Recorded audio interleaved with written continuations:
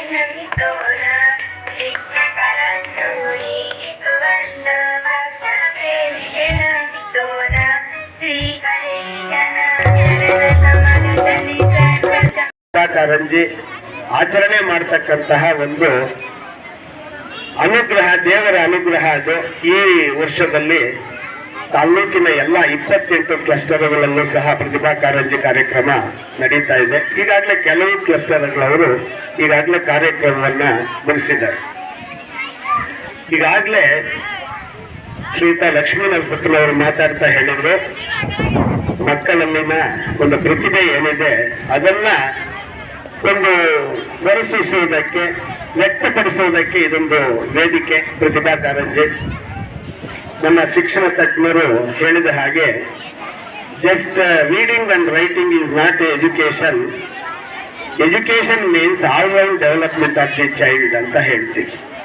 ಅಂದ್ರೆ ಮಗು ಭಾವನಾತ್ಮಕವಾಗಿ, ಮಾನಸಿಕವಾಗಿ, ಶಾರೀರಿಕವಾಗಿ, ದೈಹಿಕವಾಗಿ, ಸಾಮಾಜಿಕವಾಗಿ ಮಗು ತನ್ನ ವ್ಯಕ್ತಿತ್ವವನ್ನ ರೂಪುಗೊಳ್ಳಬೇಕು. ಪರ್ಸನಾಲಿಟಿ ಡೆವಲಪ್ಮೆಂಟ್ ಅನ್ನೋದೇ ಶಿಕ್ಷಣದ ಬಹಳ ಮುಖ್ಯವಾಗಿರತಕ್ಕಂಥ ಉದ್ದೇಶ. ಆ ನಿಟ್ಟಿನಲ್ಲಿ ಕೆಲವು ಮಕ್ಕಳು ಓದಿನಲ್ಲಿ ಪ್ರಗತಿಯನ್ನು ಸಾಧಿಸದೇ ಇರಬಹುದು, ಆದರೆ ಬೇರೆ ಕ್ಷೇತ್ರಗಳಲ್ಲಿ ಆ ಮಗು ಬಹಳ ಉತ್ತಮ ರೀತಿಯಲ್ಲಿ ಒಂದು ಕೌಶಲ್ಯವನ್ನ ಪಡೆದಿರ್ತಾನೆ. ಅಂತಹದಕ್ಕೆ ಈ ಒಂದು ಪ್ರತಿಭಾ ಕಾರಂಜಿ ಒಂದು ಉತ್ತಮ ವೇದಿಕೆ. ನಾವು ಆ 2 ವರ್ಷದ ಅವಧಿಯಲ್ಲಿ ತುಂಬಾನೇ ಮಕ್ಕಳ ಒಂದು ಆರೋಗ್ಯದ ಕಡೆ ಗಮನ ಹರಿಸಿರೋದ್ರಿಂದ ನಾವು ಆ ಕಾರ್ಯಕ್ರಮಗಳನ್ನು ಸರ್ಕಾರ ನಿಲ್ಲಿಸಿತ್ತು. ಆದರೆ ಈ ಸಾಲಿನಲ್ಲಿ ಸರ್ಕಾರ ನಿಲ್ಲಿಸಿದಂತಹ ಎಲ್ಲಾ ಕಾರ್ಯಕ್ರಮಗಳನ್ನು ಸಹ ಈ ವರ್ಷ ಚಾಲನೆ ಕೊಟ್ಟಿದ್ದಾರೆ. ಸ್ಪೋರ್ಟ್ಸ್ ಆಗಿದೆ, ಪ್ರತಿಭಾ ಕಾರಂಜಿ ಆಗ್ತಾ ಇದೆ, ಎಲ್ಲ ಕಾರ್ಯಕ್ರಮಗಳು ನಡೀತವೆ. ಇದು ನಮ್ಮ ಒಂದು ದೇವರು ನಮ್ಮ ಮೇಲೆ ಕೃಪೆ ತೋರಿಸಿರುವಂತಹ ಒಂದು ಅಂಶ ಅಂತ ನಾನು ಭಾವಿಸ್ತಾ ಇದ್ದೇನೆ. ಈ ಪ್ರತಿಭಾ ಕಾರಂಜಿ ಸ್ಪರ್ಧೆಗಳನ್ನ ತುಂಬಾ ಅಚ್ಚುಕಟ್ಟಾಗಿ ಸುಮಾರು 15 ವರ್ಷಗಳಿಂದ ನಾವು ಮಾಡ್ತಾ ಬಂದಿದ್ವಿ. ಕಾರಣ ಇಷ್ಟೇ, ಮಕ್ಕಳಲ್ಲಿರುವಂತಹ ಸುಪ್ತವಾದಂತಹ ಏನು ಪ್ರತಿಭೆಗಳಿದೆ, ಯಾವ ಮಗುವಿನಲ್ಲಿ ಏನ್ ಪ್ರತಿಭೆ ಇದೆ, ಆ ಪ್ರತಿಭೆಯನ್ನ ಹೊರಹೊಮ್ಮೋದಕ್ಕೆ ಈ ಒಂದು ಕಾರ್ಯಕ್ರಮ. ನನಗೆ ಗೊತ್ತ, ಶಾಲಾ ಮಟ್ಟದಿಂದ ಕ್ಲಸ್ಟರ್ ಮಟ್ಟಕ್ಕೆ ಆಯ್ಕೆಯಾಗಿ ಇವತ್ತಿನ ತಾಲೂಕಿನಲ್ಲಿ 2ನೇ ಕ್ಲಸ್ಟರ್ ಇದು. ಮೊದಲು ಗೂಡುಗುಂಟೆ ಆಯಿತು, ಈಗ ಬಟ್ಲಲ್ಲಿ ಆಗ್ತಾ ಇದೆ ಈ ದಿನ. ಹಾಗಾಗಿ ಉತ್ತಮವಾದಂತಹ ಶೈಕ್ಷಣಿಕ ಚಟುವಟಿಕೆಗಳಲ್ಲಿ, ಶೈಕ್ಷಣಿಕ ಕಾರ್ಯಕ್ರಮಗಳಲ್ಲಿ ಗುಣಾತ್ಮಕ ಶಿಕ್ಷಣವನ್ನು ಕೊಡುವುದಕ್ಕೆ ಸರ್ಕಾರ ಹಾಕಿಕೊಂಡಿರುವ ಏಕೈಕ ಕಾರ್ಯಕ್ರಮ ಅಂದ್ರೆ ಪ್ರತಿಭಾ ಕಾರಂಜಿ ಕಾರ್ಯಕ್ರಮ. ಈಗಾಗಲೇ ನಮ್ಮ ಸ್ನೇಹಿತರು ಹೇಳ್ತಿದ್ರು,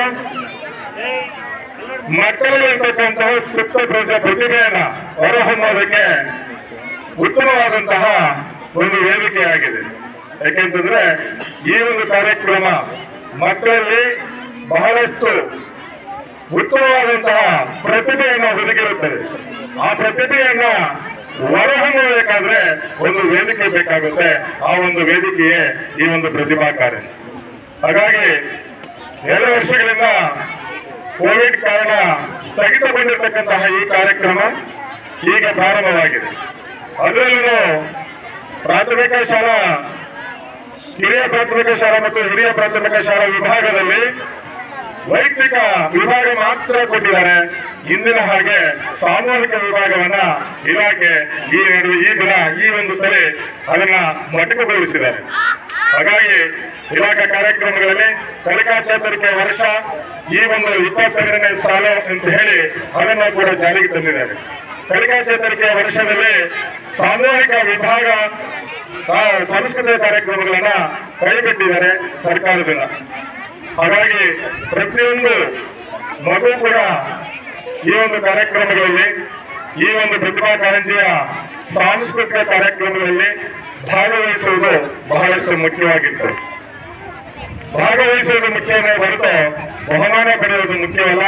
ಹಾಗಾಗಿ ಪ್ರತಿಯೊಬ್ಬ ಮಗು ಕೂಡ ಭಾಗವಹಿಸಿ ನಿಮ್ಮ ಒಂದು ಸುತ್ತ ಪ್ರತಿಭೆಯನ್ನ ತೋರ್ಪಡಿಸ್ಕೋಬೇಕು ಅಂತ ಹೇಳಿಬಿಟ್ಟು ಕೋರ್ಕೊಳ್ತಾ, ಇದಕ್ಕಿಂತ ಮುಂಚೆ ಚಿಂತಾಮಣಿ ತಾಲೂಕಿನಲ್ಲಿ ಸರ್ಕಾರಿ ಶಾಲೆಗಳಲ್ಲಿ ಸುಮಾರು ಜನವರಿಯಿಂದ ಈಚೆಗೆ ಅನಿವಾರ್ಯ ಕಾರಣಗಳಿಂದ, ಮಳೆಯ ಕಾರಣದಿಂದ ಸುಮಾರು 4 ಜನ ಸರ್ಕಾರಿ ಶಾಲೆ 4 ಜನ ಮಕ್ಕಳು ಮರಣ ಹೊಂದಿರ್ತಾರೆ. ಆ ಮಕ್ಕಳ ಆತ್ಮಕ್ಕೆ ಶಾಂತಿಯನ್ನ ಕೋರ್ತಾ ಕರ್ನಾಟಕ ರಾಜ್ಯ ಪ್ರಾಥಮಿಕ ಶಾಲಾ ಶಿಕ್ಷಕರ ಸಂಘ ಆ ಒಂದು ಮಕ್ಕಳ ಆತ್ಮಕ್ಕೆ ಶಾಂತಿಯನ್ನು ಕೋರ್ತಿದ್ದೇವೆ. ಹಾಗಾಗಿ ತಾವು ಕೂಡ ದಯವಿಟ್ಟು ಎಲ್ಲ ಆ ಒಂದು ಮಕ್ಕಳಿಗೆ 1 ಸೆಕೆಂಡ್ ಮೌನ ಆಚರಿಸುವುದರ ಮುಖಾಂತರ ದಯವಿಟ್ಟು ಶಾಂತಿಯನ್ನು ಕೋರಬೇಕಾಗಿ ತಮ್ಮಲ್ಲಿ ಸವಿನಯ ಮನವಿ. ಸರ್ಕಾರಿ ಶಾಲೆಯಲ್ಲಿ ಓದ್ತಾ ಇರ್ತಕ್ಕಂಥ ಮಕ್ಕಳಾಗಿರ್ತಾರೆ, ಏನು ಅರಿವಿಲ್ಲದ ಮಕ್ಕಳಾಗಿರ್ತಾರೆ. ಅವರು ಅನಿವಾರ್ಯ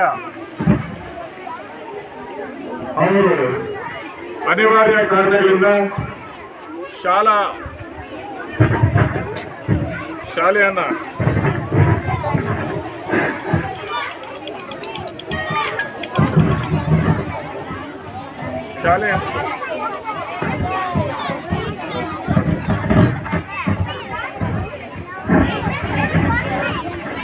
ಶಾಲೆಯನ್ನ ಬಿಟ್ಟ ಮೇಲೆ ದಯವಿಟ್ಟು ಮಕ್ಕಳು ಎಲ್ಲ ಮಕ್ಕಳಿಗೆ ಶುಭಾಶಯಗಳು.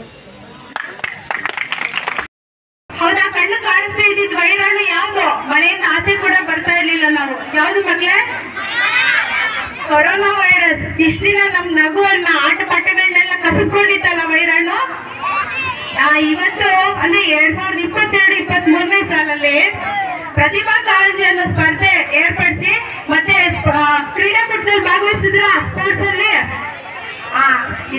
ಸ್ಪೋರ್ಟ್ಸ್ ಮತ್ತೆ ಪ್ರತಿಭಾ ಕಾರಂಜಿ ಸ್ಪರ್ಧೆಗಳು ಅನ್ನೋ ಕಾರ್ಯಕ್ರಮದಲ್ಲಿ ಮಕ್ಕಳಲ್ಲಿ ಉತ್ಸಾಹ ತುಂಬಿಸಿದೆ. ನಮ್ಮ ಇಲಾಖೆಗೆ ಈ ಒಂದು ಮುಖಾಂತರ ನಾವು ಎಲ್ಲರೂ ಕೂಡ ಧನ್ಯವಾದಗಳನ್ನು ಹೇಳೋಣ. ಹಾಗೆ ನಿಮ್ಮನ್ನ 2 ವರ್ಷಗಳ ನಂತರ ಸ್ಪರ್ಧೆಗಳಿಗೆ ಅಣಿ ಮಾಡಿಸಿರುವಂತ ಎಲ್ಲ ಹೆಸರುಗಳು ಟೀಚರ್ಸ್ಗೆ ನೀವು ಧನ್ಯವಾದಗಳನ್ನು ಹೇಳ್ಬೇಕು. ರೆಡಿಯಾಗಿ ಬಂದಿದ್ರಲ್ಲ ಎಲ್ಲ ಕಾರ್ಯಕ್ರಮಗಳಿಗೆ? ಎಲ್ಲರಿಗೂ ಪ್ರೈಸ್ ಬರುತ್ತಲ್ವಾ? ನೀವು ಭಾಗವಹಿಸಿದ್ರೇನೆ ಪ್ರೈಸ್ ತಗೊಂಡಂಗೆ ಮಕ್ಕಳೇ. ಎಲ್ಲರೂ ಕೂಡ ಚೆನ್ನಾಗಿ ಭಾಗವಹಿಸಿ, ಪ್ರೈಸ್ ಬರ್ಬೇಕು ಅಂತಾನೆ ಭಾಗವಹಿಸಿ. ಪ್ರೈಸ್ ಈಗಾಗೆ ಸರ್ ಹೇಳ್ತಾ ಇದ್ರಲ್ಲ, ಪ್ರೈಸ್ ತಗೊಂಡ್ರೇನೆ ಗೆದ್ದ ಹಾಗಲ್ಲ ಅಂತ, ಪಾರ್ಟಿಸಿಪೇಟ್ ಮಾಡಿದ್ರೇನೆ ಗೆದ್ದ ಹಾಗೆ, ಹೌದಲ್ವಾ? ಆ ಎಲ್ಲರೂ ಅದೇ ಜೋಶಲ್ಲಿ ಇದ್ದೀರಾ? ಆ ಎಲ್ರಿಗೂ ಒಂದ್ಸಲ ನಿಮ್ಗೆ ಆಲ್ ದಿ ಬೆಸ್ಟ್ ಅಂತ ಹೇಳ್ತಾ, ಇಲ್ಲಿ ತೀರ್ಪುಗಾರರಾಗಿ ಆಗಮಿಸಿರುವಂತ ವಿವಿಧ ಕ್ಲಸ್ಟರ್ನ ಎಲ್ಲ ಶಿಕ್ಷಕರಿಗೂ ಹಾಗೂ ನನ್ನ ಈ ವೇದಿಕೆಯಲ್ಲಿ ಆಹ್ವಾನಿಸಿರುವಂತ ಈ ಭಾಗದ ನಮ್ಮ ಸಿಆರ್ಪಿಗಳಾಗಿರುವಂತಹ ಸರೋಜಾ ಮೇಡಮ್ ಅವರು ಹಾಗೂ ಭಾಷಣ ಕೇಳಕ್ ಬಂದಿಲ್ಲ. 2022-23ನೇ ಸಾಲಿನ ಪ್ರತಿಭಾ ಕಾರಂಜಿ ನಮ್ಮ ಕ್ಲಸ್ಟರ್ ಹಂತದ ಭಟ್ಕಳದಲ್ಲಿ ಪ್ರಾರಂಭವಾಗಿತ್ತು. ಈ ಒಂದು ಉದ್ಘಾಟನಾ ಸಮಾರಂಭದ ಅಂಗವಾಗಿ ಕೆಲವು ಮಾತುಗಳನ್ನು ಆಡಲು ಇಷ್ಟಪಡ್ತೀನಿ. ಈ ಒಂದು ಪ್ರತಿಭಾ ಕಾರಂಜಿ ಪಠ್ಯ ವಸ್ತುವಿನ ಜೊತೆಗೆ ಅಥವಾ ಪಠ್ಯದ ಜೊತೆಗೆ ಪಠ್ಯ ಎಷ್ಟು ಮುಖ್ಯವೋ ಸಹಪಠ್ಯವು ಅಷ್ಟೇ ಮುಖ್ಯ. ಈ ಸಹಪಠ್ಯ ಮಕ್ಕಳಲ್ಲಿ ಉತ್ಸಾಹತೆ, ಹಾಗೆ ಅವರಲ್ಲಿ ಜ್ಞಾನ,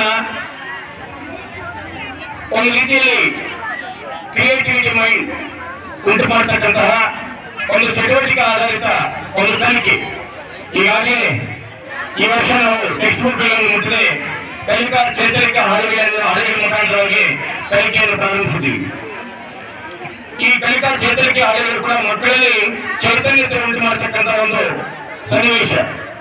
ಈ ಒಂದು ಸಂದರ್ಭದಲ್ಲಿ ಈ ಪ್ರತಿಭೆ ಅನ್ನೋದು ಒಂದೊಂದು ಮಕ್ಕಳಲ್ಲಿ ಒಂದೊಂದು ರೀತಿಯ ಪ್ರತಿಭೆ ಇರ್ತದೆ. ಒಬ್ಬರಿಗೆ ಬರವಣಿಗೆ, ಒಬ್ಬರು ಡ್ರಾಯಿಂಗ್ ಮಾಡ್ತಕ್ಕಂಥದ್ದು, ಒಬ್ಬರು ಚಿತ್ರ ಬಿಡಿಸ್ತಕ್ಕಂಥದ್ದು, ಅಥವಾ ಮಣ್ಣಿನಲ್ಲಿ ಚಿತ್ರಗಳು ಬಿಡಿಸ್ತಕ್ಕಂಥದ್ದು, ಒಬ್ಬರು ಡ್ಯಾನ್ಸ್ ಮಾಡ್ತಕ್ಕಂಥದ್ದು, ಒಂದು ಕೋಲಾಟ ಮಾಡ್ತಕ್ಕಂಥ, ಎಲ್ಲವೂ ಕೂಡ ಬಹಳಷ್ಟು ಪಠ್ಯೇತರ ಚಟುವಟಿಕೆಗಳು ಮಗುವಿಗೆ ಉತ್ಸಾಹವನ್ನು ನೀಡುತ್ತೆ, ಸಂತಸವನ್ನು ನೀಡುತ್ತೆ, ಆನಂದವನ್ನು ನೀಡುತ್ತೆ.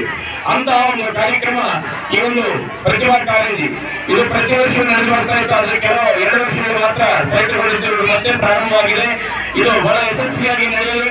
ಮತ್ತೆ ತೀರ್ಪುಗಾರರಲ್ಲಿ ಒಂದು ವಿನಂತಿ ಮಾಡಿಕೊಳ್ಳೋದಂದ್ರೆ, ನಾವು ಯಾವುದೇ ರೀತಿಯ ಕಳಪೆ ಒಂದು ತೀರ್ಪು ಪಡೆದೆ ತಾಲೂಕು ಮಟ್ಟದಲ್ಲಿ ವಿಜೇತರಾಗಿರುವಂತಹ ರೀತಿಯಲ್ಲಿ ತಾಲೂಕು ಮಟ್ಟದಲ್ಲಿ ಭಾಗವಹಿಸಿ ಭಟ್ಕಳ ತೀರ್ಥರಿಗೆ ಹೆಸರನ್ನು ತರ್ತಕ್ಕಂಥ ರೀತಿಯಲ್ಲಿ ತೀರ್ಪನ್ನು ನೀಡಿ, ಯಾವುದೇ ಮಗು ಆಗಿರ್ಬೋದು, ಯಾವುದೇ ಶಾಲೆ ಆಗಿರ್ಬೋದು, ನಿಷ್ಪಕ್ಷಪಾತವಾದಂತಹ ರೀತಿಯಲ್ಲಿ ತೀರ್ಪನ್ನು ನೀಡಿ ಆ ಮಕ್ಕಳು ತಾಲೂಕು ಮಟ್ಟದಲ್ಲಿ ಕೂಡ ಯಶಸ್ವಿಯಾಗಿ ಒಂದು ಗೆಲುವನ್ನು ಸಾಧಿಸುವುದಕ್ಕೆ ಒಂದು ಅವಕಾಶ ಮಾಡಿಕೊಳ್ಬೇಕಾಗಿ ವಿನಂತಿಸುತ್ತಾ, ಎಲ್ಲ ತೀರ್ಪುಗಾರರಿಗೂ ನಮ್ಮ ಭಟ್ಕಳ ಕ್ಲಸ್ಟರ್ ಮೋರ್ಚಾದ ವತಿಯ ಪರವಾಗಿ ನಾನು ಅಭಿನಂದನೆ ಸಲ್ಲಿಸ್ತಾ ಆತ್ಮೀಯ ಸ್ವಾಗತವನ್ನು ಕೋರುತ್ತಾ ಅಭಿನಂದನೆ ಸಲ್ಲಿಸುತ್ತೇನೆ.